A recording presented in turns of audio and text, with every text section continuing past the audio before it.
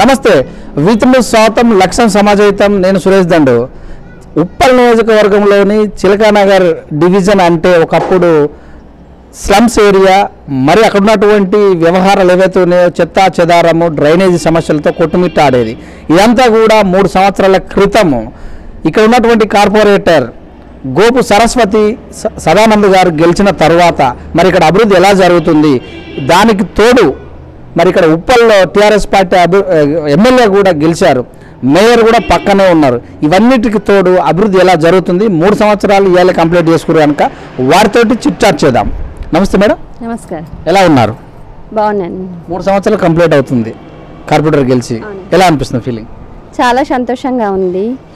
మేము ఉప్పల్ కాన్స్టిట్యున్సీలోనే అత్యధిక మెజార్టీతో గెలవడం జరిగింది చిలకనగర్ డివిజను అందులో భాగంగా మేము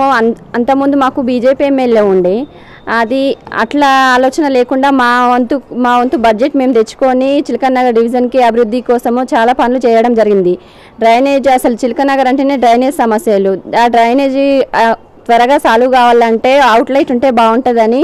ఆలోచనతోటి అవుట్లైట్ 95 లక్షలతోటి శాంక్షన్ చేయించాము దాదాపు 75% దాకా కంప్లీట్ అయిపోయింది అలాగే కృష్ణవేణి టాలెంట్ స్కూల్ కాడ కానివ్వండి ఇంకా Chilakanagar main road petrol bunk side అటు సైడ్ కానివ్వండి కుమ్మరికుంట కానివ్వండి ఇట్లా చెప్పుకుంటూ పోతే చాలా పనులు చేశాము ఈ మూడు సంవత్సరాల్లోపు ఇప్పుడు రాబోయే 2 సంవత్సరాలలో ఖచ్చితంగా చిలకనగర్ డివిజన్ని చాలా అభివృద్ధి చేస్తామని మా వంతు కృషి మేము ఖచ్చితంగా చేస్తామని చిలకనగర్ ప్రజలందరికీ హామీ ఇస్తున్నాను మీ ప్రభుత్వం టీఆర్ఎస్ పార్టీ 88 సీటు గెలుస్తుంది టీఆర్ఎస్ పార్టీ సీనియర్ నాయకులుగా మీకు ఎలా అనిపిస్తుంది అది అనుకున్నట్టు ఏదైతే మా నాయకుడు కేసీఆర్ గారు ఏదైతే చెప్పిండ్రో ఇంతవరకు కూడా అది బ్రహ్మం గారు చెప్పినట్టుగా ఏదైతే కాలజ్ఞానం చెప్పారో అదేవిధంగా కేసీఆర్ గారు కూడా స్టార్టింగ్ నుంచి వెళ్ళి తెలంగాణ ఎట్లా వస్తుంది అంటే కేసీఆర్ గారు ఒక టైంలో అన్నారు మీరు 2 ఎంపీలు ఉన్నారు ఒక్కరే ఎంపీ ఉన్నారు ఎట్లా వస్తుంది తెలంగాణ అంటే ఎట్లా వస్తుందో సాధించి చూపిస్తా అని చెప్పేసి ఆ రోజు పట్టుబట్టినటువంటి కేసీఆర్ గారు వస్తున్న క్రమంలో ఎన్ని సీట్లు గెలుస్తాము దాని తర్వాత తెలంగాణ ఎట్లా వస్తుంది తెలంగాణ తెచ్చిండు దాని తర్వాత బంగారు తెలంగాణ దిశగా ఎట్లా తీసుకెళ్తున్నాడు అదేవిధంగా మనం జరిగినటువంటి సాధారణ ఎన్నికల్లో చూసినట్టయితే ఎన్ని సీట్లు వస్తాయని చెప్పిండు ఎన్ని సీట్లు వచ్చినాయి అనేది ప్రజలు కూడా అర్థమైంది ప్రజల నాడిని పట్టుకున్నటువంటి నాయకుడుగా కేసీఆర్ గారు కాబట్టి ఈ రోజున కేసీఆర్ గారి మాట అంటేనే ఒక రామబాణం లాగా ఈ రోజున దూసుకెళ్తుంది కాబట్టి తెలంగాణ ప్రజలు కేసీఆర్ గారు వెంబడి ఉన్నారు కాబట్టి ఈ రోజున తెలంగాణ సాధ్యమైంది అదేవిధంగా రాబోయే రోజుల్లో ఖచ్చితంగా బంగారు తెలంగాణ అంటే రాష్ట్రాల్లో 29 రాష్ట్రాల్లో నెంబర్ 1 రాష్ట్రంగా ముందుండబోతున్నాం సర్పంచ్ ఎలక్షన్లో కూడా మొన్న 12,000 పైచీలకు గెలిచడం జరిగింది అంటే ఈ ముఖ్య ఉద్దేశం ప్రజలు ఎందుకు ఇంత భ్రమరాణం కట్టారు అనుకుంటారు మీరు అంటే ఇంత ముందున్నటువంటి ప్రభుత్వాలు మేము చేస్తాము చూస్తామనేటువంటి పరిస్థితిలో ఉండేది ఈ రోజున చూసినట్టయితే తెలంగాణ రాష్ట్రం వచ్చిన తర్వాత కేసీఆర్ గారు ఒక మాట చెప్పినారు 250 రూపాయలు ఉన్నటువంటి పెన్షన్ని 1000 రూపాయలు ఇచ్చినాం రేపు 2000 ఇస్తున్నాం అంటే నమ్ముతారు ప్రజలు అదేవిధంగా వేరే పార్టీ వాళ్ళు 250 రూపాయలు ఇచ్చి ఈ రోజున 2000 ఇస్తాం 4000 ఇస్తాం అంటే కూడా నమ్మే పరిస్థితిలో ప్రజలు లేరు అంటే ప్రజలు ప్రాక్టికల్గా చూస్తున్నారు ఈ రోజున ప్రజలు పిచ్చోళ్ళు కాదు కేసీఆర్ గారు చెప్పే మాట చేస్తున్నారా లేదా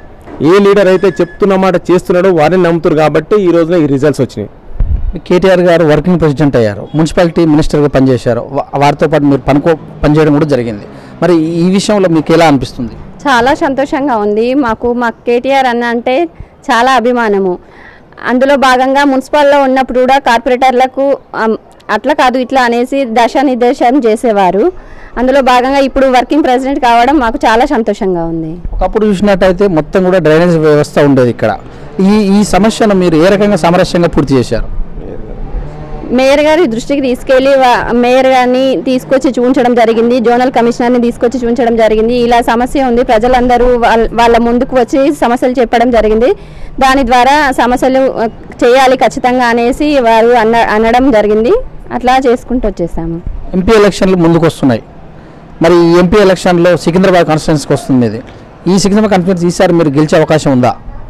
సికింద్రాబాద్ కాదు మాది మల్కాజిగిరికి వస్తుంది ఓకే మల్కాజిరే కాదు కేసీఆర్ గారు ఏదైతే చూసి చెప్పారో 17 సీట్లలో ఒకటి ఎంఎంఏ వదిలిపెట్టినా కూడా 16 సీట్లలో ఖచ్చితంగా తెలంగాణ జెండా మళ్ళొకసారి ఎగరబోతుంది అది కూడా భారీ మెజార్టీతో ఎందుకంటే దేశంలోనే గుణాత్మకమైనటువంటి మార్పులు రావాలని చెప్పేసి కేసీఆర్ బయలుదేరుతున్నారు వారిని ఆశీర్వదించి పంపించడానికి తెలంగాణ ప్రజలందరూ కూడా సిద్ధంగా ఉన్నారు మేము మా శాయశక్తులుగా మేము ఇప్పుడు ఏదైతే మేట వచ్చిందో దానికంటే ఎక్కువ మేట తీయడానికి ప్రయత్నం చేస్తాం okay sir thank you very much మరి చేసినటువంటి డెవలప్మెంటు మా ప్రభుత్వం ఖచ్చితంగా మల్కజ్గిరి ఎంపీకి లాస్ట్ టైం ఉన్నారు, ఈసారి కూడా మేము గెలుస్తాము, మా అభివృద్ధి ఇక్కడ ఏదైతే ఉందో డ్రైనేజ్ వ్యవస్థ అవన్నిటి కూడా మేయర్ గారి సాయంతో మేము తీర్చామని కార్పొరేటర్ సరస్వతి సనంద్ గారు తెలియజేశారు. చూస్తుండే V3 న్యూస్, మీ సురేష్ దండు.